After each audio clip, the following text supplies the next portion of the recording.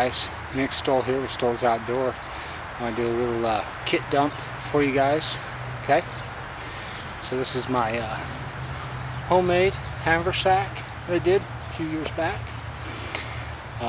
This little carry I'm doing with it. I don't know what it's called or anybody or who invented it or anything like that, but it's a pretty cool little way to do it. Okay, so you're not just carrying it over your shoulder all the time, but you know, some people do, so they can carry a different bag or something else, but this kind of makes it just a little bit more universal, the old haversack. So show you some of the features I put into this thing for myself, and this is definitely something you guys can do at home. If I can do it at home, anybody can. So I was I read a lot of mountain man journals and stories and things like that, and there was a illustration of a hatchet being carried in kind of a sling carry under their arm.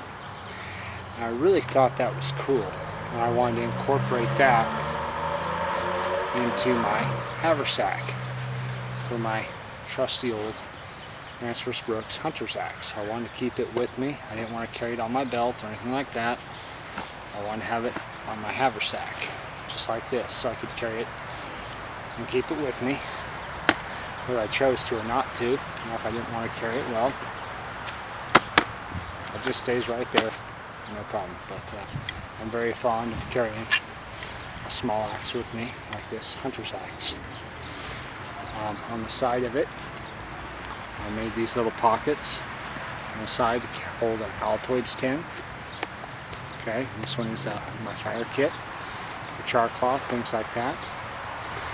I did make sure I incorporated these little round rings that I can put a carabiner on, so if I want to carry another water bottle or anything like that. Okay, I got a little steel ring for that. Okay, the other side is pretty much the same thing. Holds an Altoids tin. Right now this is still a fire kit, but eventually it's going to be incorporated into a fishing kit. Same thing, just a steel ring. On the bottom of this, we've got 4 of these D-rings to lash a rain poncho or something like that too. Okay, the front of it, I have these like this magnetic closer. Basically the same thing you see on a lady's purse or things like that. Okay, and it's just a magnet that closes it up. I didn't have it ridiculously overloaded. It'd probably snap a little bit easier. And what I generally carry with me for a day out in the woods. Of course, I have a water bottle. Okay, I do like to make sure I have some 550 cord with me. This is definitely way more than I'd need for one day in the woods or whatever I'm doing, but I like to have it. Let's get this out. I do carry an extra haversack with me, especially now. I got this from Deer Creek Wilderness Outfitters from my good friend Clint Armstrong. And I had a different one that I carried in here for a while, but I got this very generous size new one from him. And this is a heavy waxed canvas or oilcloth.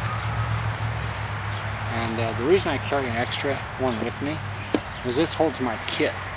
Okay, and if I'm out foraging for mushrooms, things like that, I want something I can put my mushrooms in or whatever I'm out harvesting. Okay, it can even be used as a game bag if I wanted to. So I carry that with me, so that way I can pick up anything I find or see along the way. I mean, it's really oiled and waterproof. Look at that. Alright, that is definitely a waterproof bag or water resistant bag. Okay, very nice piece of kit, but I do like to have an extra bag with me when I'm out foraging or hunting or doing anything else, so I have something to carry that in besides just the one my kit's in. Keep this guy in here all the time. This thing goes with me every time I'm in the woods. Just a sweet, sweet little blade. Okay, part of my fire kit, part of my kit whenever I'm in the woods. Ferro rod.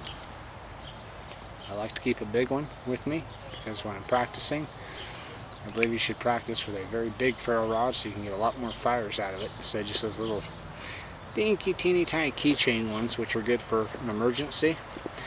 But this is one of these big ones to help teach you how to use a ferro rod, so that way you know what to do when you're in that emergency and all you have is that little teeny tiny guy. You can get a fire going then. But if you're not practicing, you just have one of those little teeny tiny ones, you're not going to get a lot of practicing with it. This, I can practice for years with this guy.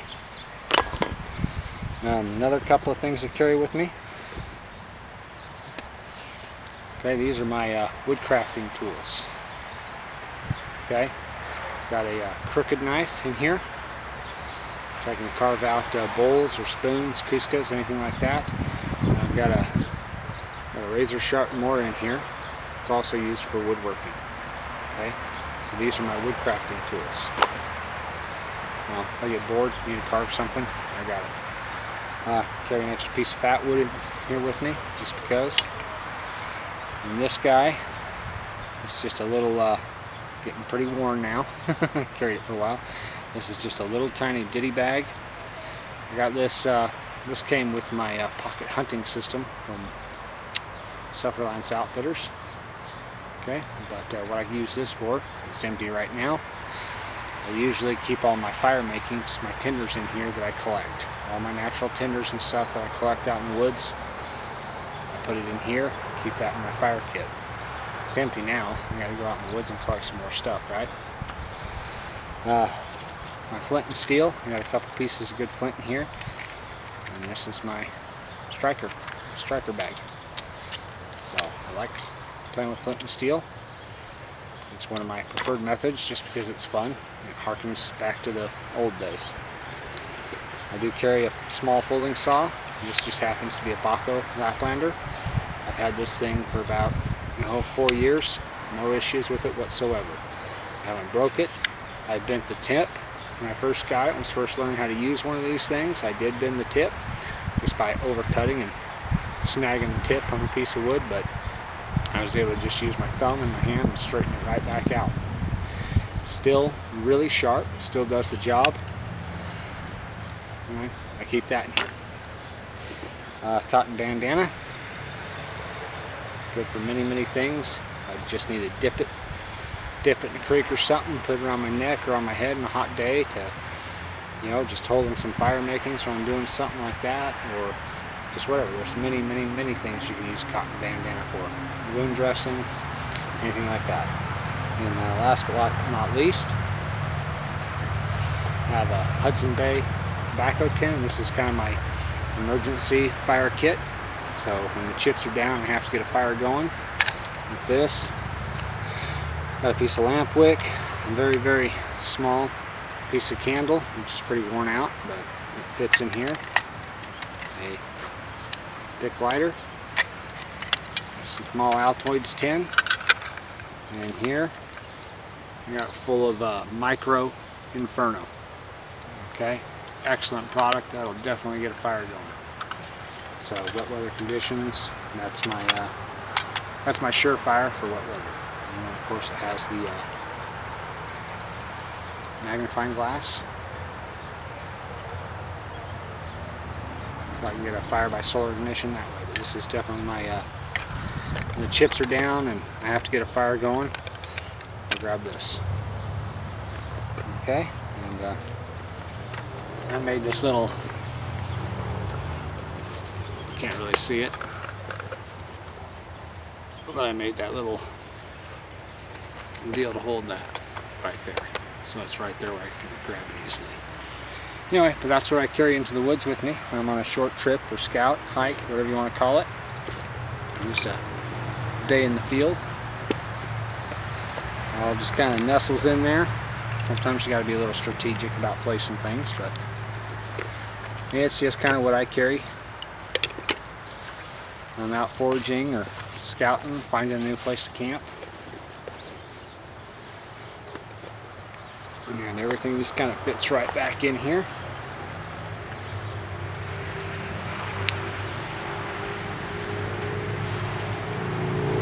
I put my axe. Kind of hard to do it without being on my body. axe goes right back in there. Anyway, just a little kit dump for you and just showing you what I carry into the woods. Thanks for watching, guys, and we'll see you on the next one.